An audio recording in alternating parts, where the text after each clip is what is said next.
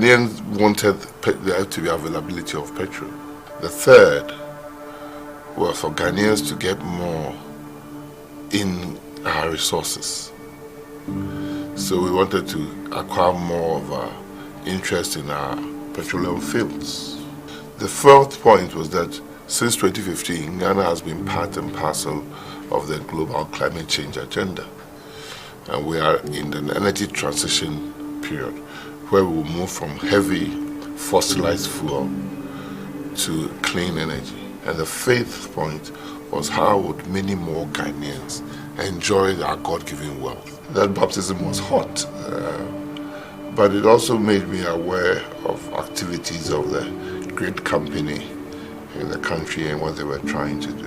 The power sector is generally made of our three parts: those that generate the electricity, those that transmit the electricity, and those that distribute the electricity in your house. We realized that the issue was between transmission and distribution. Then we realized that some of the lines in this country since 1967, that population have not been intensified or improved upon. So we had to be upfront with Ghanaians. That is my style. You have to speak the truth at every time, T.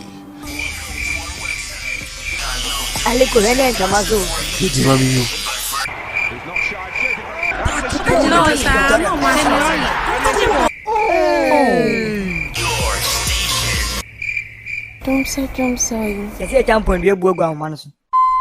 Hey, Opoku, you're the first one. So when the last line on.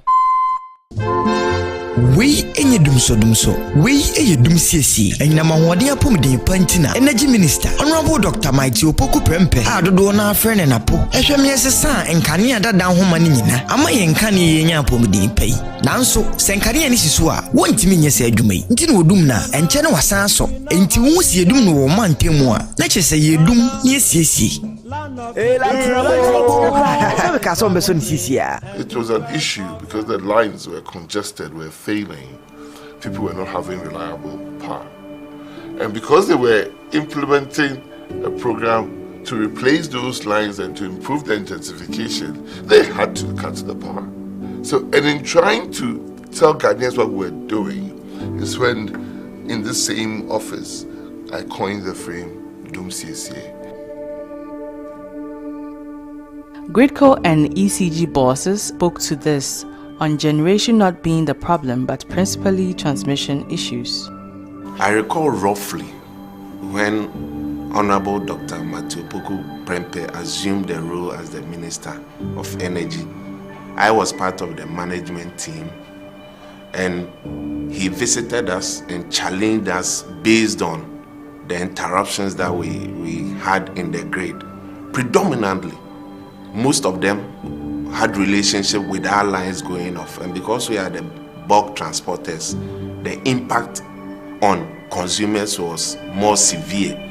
He encouraged us to take the work seriously, and what I picked from that engagement then was all that is required for us to do to make sure our lines don't trip.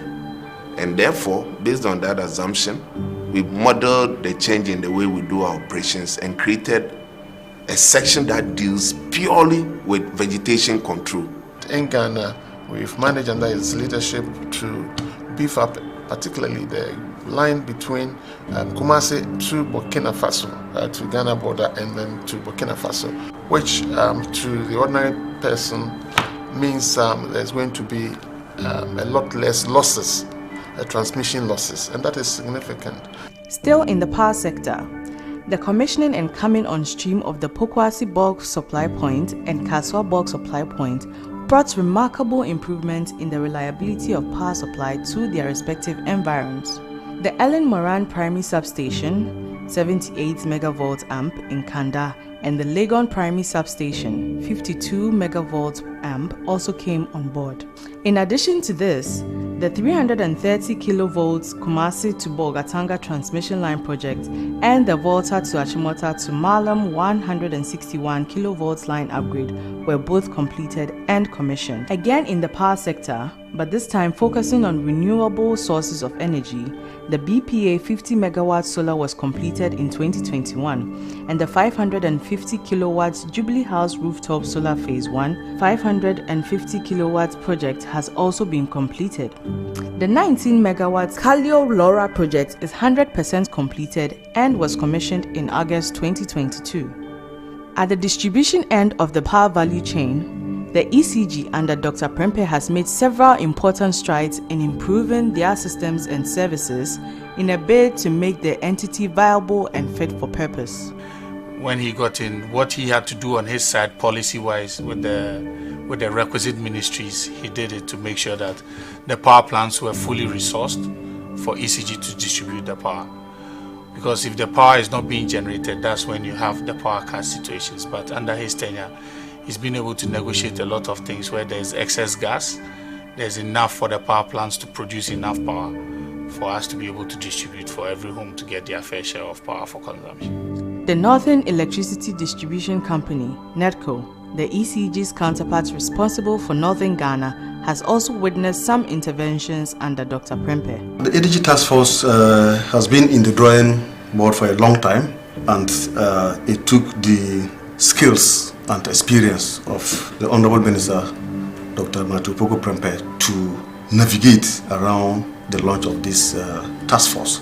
Tamale is the area that we experience the biggest distribution energy losses.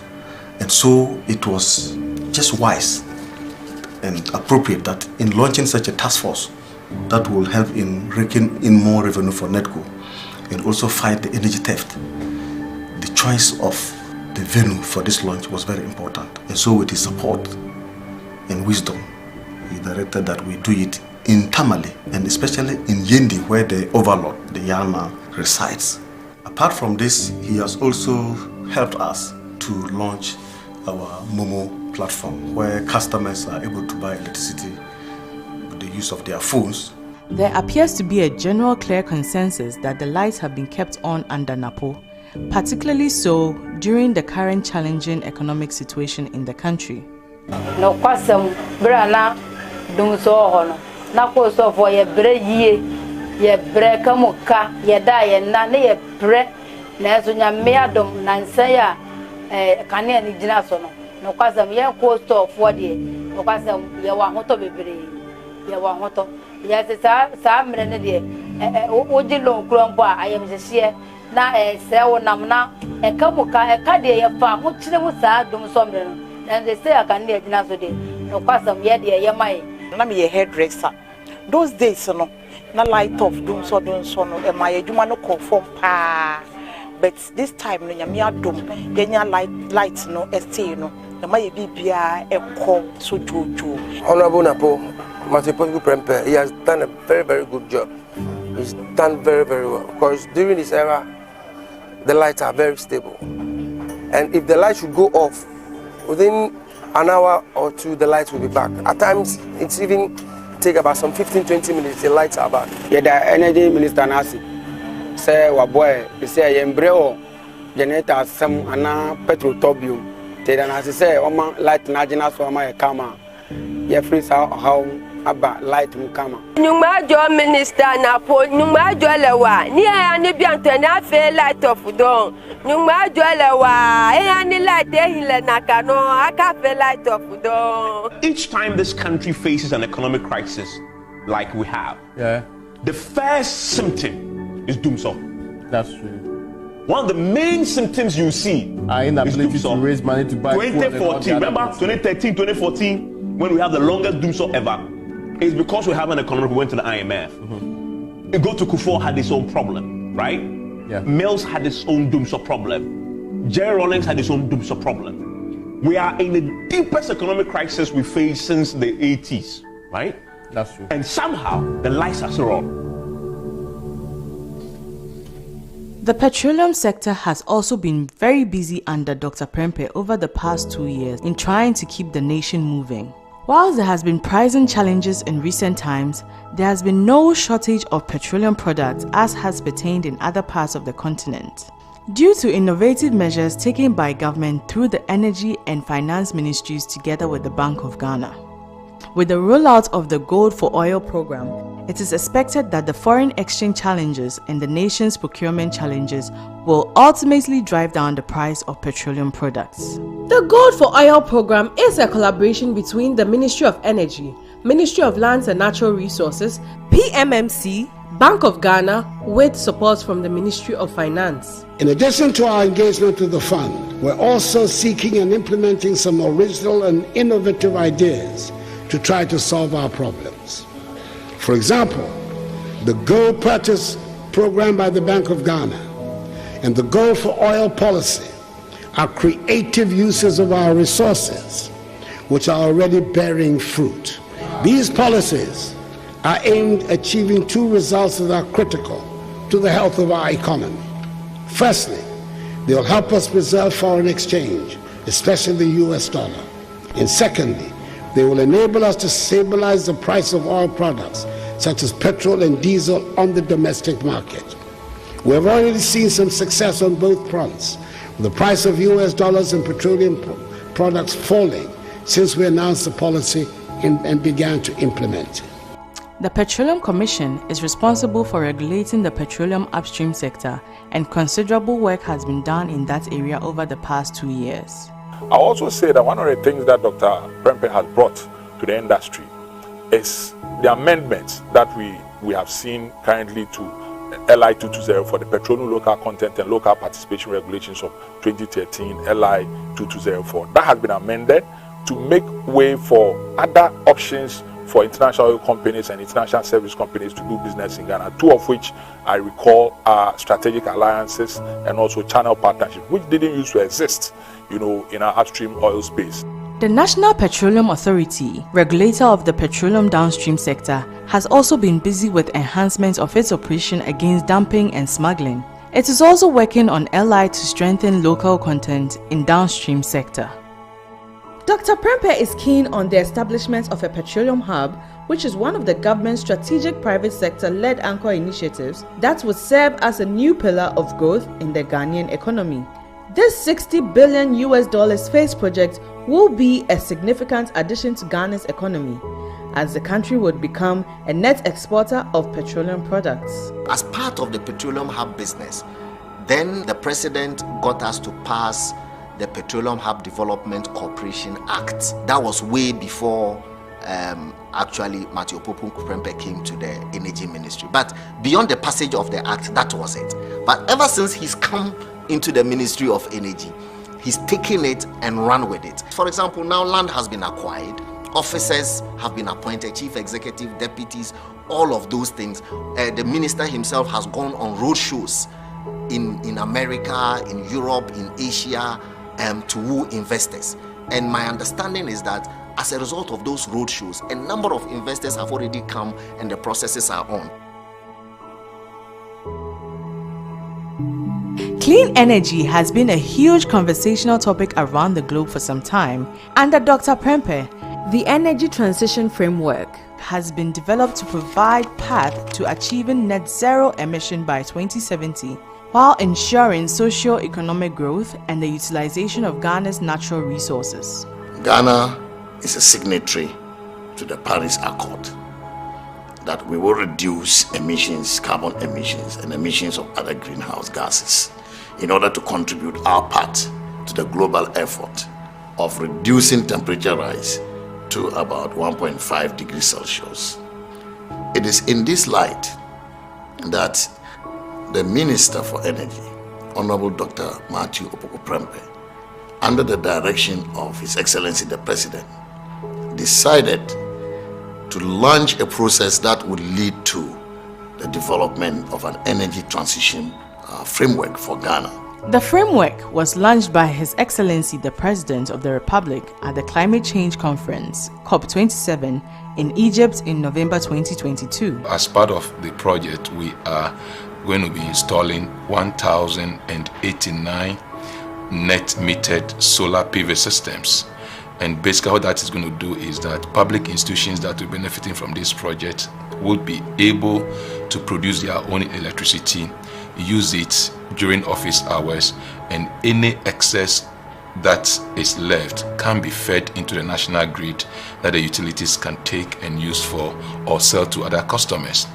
To promote clean cooking and discourage the use of wood fuel in the country, the minister has also undertaken several campaigns to create public awareness. The minister has been a big champion of clean cooking and has joined the Second Lady, Her Excellency Mrs. Samira Bawumia, on various local and international platforms to make the case for this.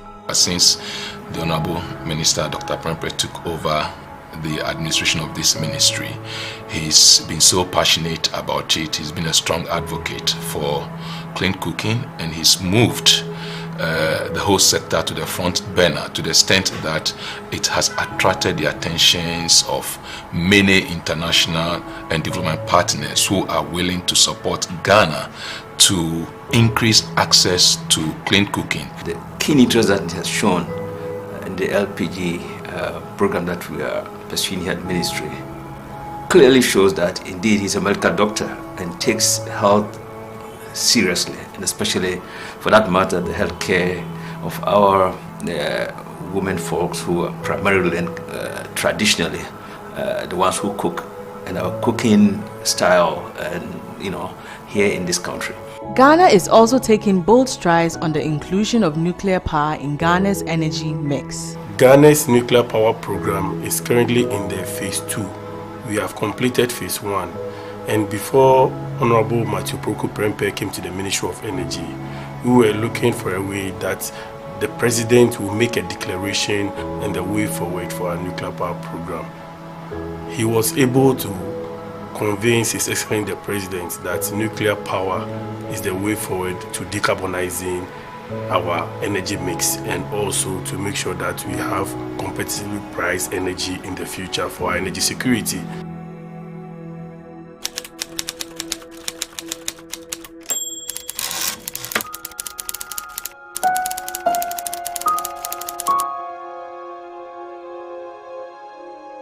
If there's one thing everybody should learn to do, every 6 months or at least once a year, write your own obituary. That if you are no longer alive from tomorrow, what would people say about you? The kind of leadership is provided to us here in this ministry. We have 3 deputies, and I'm not going to talk about the past, but you hardly will see 3 deputy ministers always together with their minister, okay, in meetings, at programs. And that is what you see with Dr. Prempeh. He wants all of us to be with him when he's conducting meetings, in order for all of us to be abreast of issues, so that at any time he's not around, any of us can be called upon and we will be able to properly and effectively represent him. He also has his personal touch, which makes it very easy for one to go to and discuss anything under the sun. I think that he's been a great addition to the energy space of this country. He's not an armchair minister, a minister who just sits in his office and giving directions.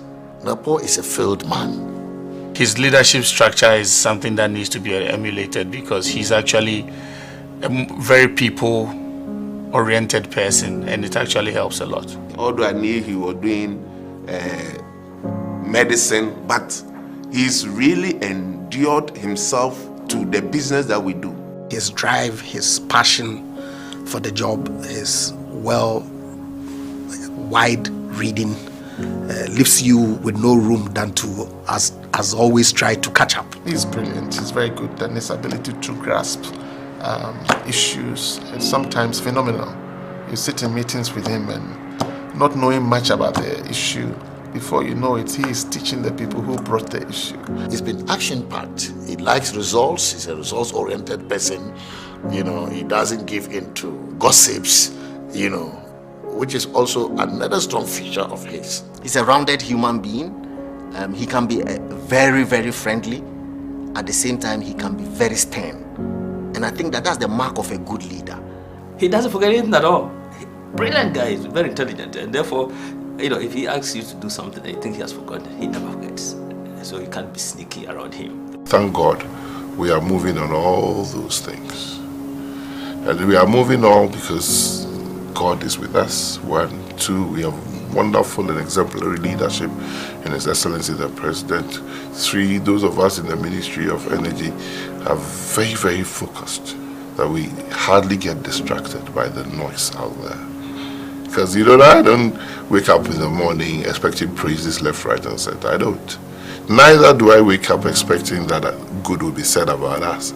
So the focus in governance, the persistence, the doing honest work, being transparent, bringing the population around, explaining to the population, they knowing that they can see. If you are lying to Ghanaians, they see it. They want to see the practical application of what you claim you are doing as a Minister of Energy in their lives. That's what Ghanaians will look. All we can request from Ghanaians is forbearance, patience. But the country is in the best capable hands that the alternatives are out there. Alternatives we have lived under. Alternatives we've seen. So I take my work here as an evangelism. Evangelism showing the good works and working hard to win souls and converts to the good governance of a new patriotic party leadership. With the huge successes over the past 2 years in keeping the lights on and the nation moving, there is no doubt that Dr. Prempeh has brought to the energy sector what may be described as the Napo touch. The future is indeed bright.